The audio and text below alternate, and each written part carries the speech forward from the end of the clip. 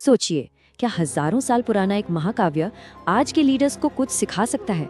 आज हम रामायण की दुनिया में उतरेंगे, पर इसे सिर्फ एक कहानी की तरह नहीं देखेंगे, बल्कि लीडरशिप, गवर्नेंस और व्यक्तिगत धर्म पर एक केस स्टडी की तरह देखेंगे। पूरे रामायण की शुरुआत जानते हैं कहाँ से होती है? सिर्फ इस एक गहरे सवाल से। और ये सवाल महज एक कहानी की शुरुआत नहीं है, बल्कि ये तो एक आदर्श इंसान की खोज है, जो किसी भी लीडर के लिए सबसे बड़ी कसौटी है। अब रामायण को समझने से पहले एक बहुत जरूरी बात समझनी होगी। जो मूल वाल्मीकि ग्रंथ है, उसे इतिहास कहा जाता है, मतलब जैसा हुआ था। और बाद में जो कई कहानियां आईं, उनमें थोड़ा बहुत बदलाव हुआ। पर मूल ग्रंथ में अयोध्या से लंका तक का जो रास्ता बताया गया है, वो आज भी मौजूद जगहों से मिलता जुलता है, जो इसके ऐतिहासिक आधार को और मजबूत करता है। कहानी शुरू होती है अयोध्या से, लेकिन अयोध्या सिर्फ एक शहर का नाम नहीं था। ये एक आदर्श राज्य का, एक आइडियल किंगडम का प्रतीक था। एक ऐसी जगह जहां न्याय, समृद्धि और व्यवस्था का राज था। एक ऐसा मॉडल जिसे आज भी अच्छे शासन का पैमाना माना जा सकता है। तो अयोध्या की ये जो समृद्धि थी, ये कोई जादू नहीं था, है ना? ये असल में राजा दशरथ की बेहतरीन लीडरशिप, उनकी नीतियों और एक बहुत ही कुशल शासन का सीधा नतीजा था। उन्होंने एक ऐसा सिस्टम बनाया था जहां हर नागरिक को आगे बढ़ने का मौका मिलता था। पर इस सारी खुशहाली के बीच एक बहुत गहरी कमी थी। एक राजा के तौर पर तो दशरथ के पास सब कुछ था, पर एक पिता के रूप में उनका वंश आगे बढ़ाने वाला कोई नहीं था। और ये सिर्फ एक व्यक्तिगत दुख नहीं था, ये राज्य के भविष्य के लिए भी एक बहुत बड़ा संकट था। और फिर अयोध्या के लिए एक नए युग की शुरुआत हुई। 4 पुत्रों का जन्म। राम का जन्म सिर्फ एक राजकुमार का जन्म नहीं था, ये तो एक ऐसे भविष्य के राजा का आगमन था जिसे धर्म की एक नई मिसाल कायम करनी थी और लीडरशिप का एक नया आदर्श दुनिया के सामने रखना था।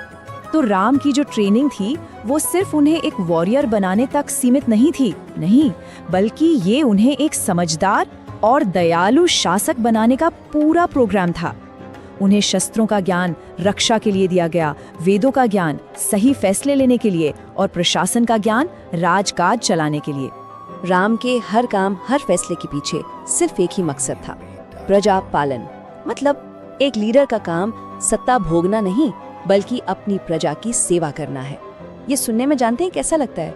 आज के दौर की जो सर्वेंट लीडरशिप की थ्योरी है, बिल्कुल वैसा ही है। तो एक तरफ तो पूरा अयोध्या राम के राज्याभिषेक के जश्न में डूबा हुआ था, तैयारियां चल रही थी। लेकिन दूसरी तरफ महल के अंधेरे कोनों में एक भयानक साजिश तैयार हो रही थी। और देखते ही देखते कुछ ही घंटों में जश्न का माहौल मातम में बदल गया। मंथरा की ये जो चालें थीं, ये आज के जमाने में भी हमें बहुत कुछ सिखाती हैं। कैसे असुरक्षा, स्वार्थ और अतीत की बातों को हथियार बनाकर किसी भी मजबूत रिश्ते या संगठन को तोड़ा जा सकता है। ये एक केस स्टडी है कि कैसे गलत जानकारी और इमोशनल मैनिपुलेशन एक स्थिर सिस्टम को भी तबाह कर सकता है। और बस एक पल में सब कुछ बदल गया। अब राम के सामने जो चुनौती थी, वो सिर्फ अपना राजपाट खोने की नहीं थी। ये उनके लीडरशिप, उनके सिद्धांतों, उनके सब्र की सबसे बड़ी, सबसे कठिन परीक्षा थी। और उनका जवाब ही ये तय करने वाला था कि वो असल में कौन है। और इसी संकट में हमें 2 बिल्कुल अलग तरह के रिएक्शंस देखने को मिलते हैं। एक तरफ लक्ष्मण है, जिनका रास्ता है फौरन न्याय पाने का, विद्रोह का, और दूसरी तरफ है राम, जिनका रास्ता है व्यवस्था, वचन और कर्तव्य का, चाहे उसकी कोई भी कीमत चुकानी पड़े। ये एक क्लासिक नैतिक दुविधा है, व्यक्तिगत न्याय बनाम व्यवस्था की अखंडता।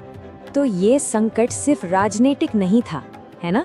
ये बहुत ज्यादा व्यक्तिगत था, और इसने राम की जिंदगी के सबसे अहम रिश्तों की परीक्षा ली और ये दिखाया कि असली कमिटमेंट आखिर होता क्या है।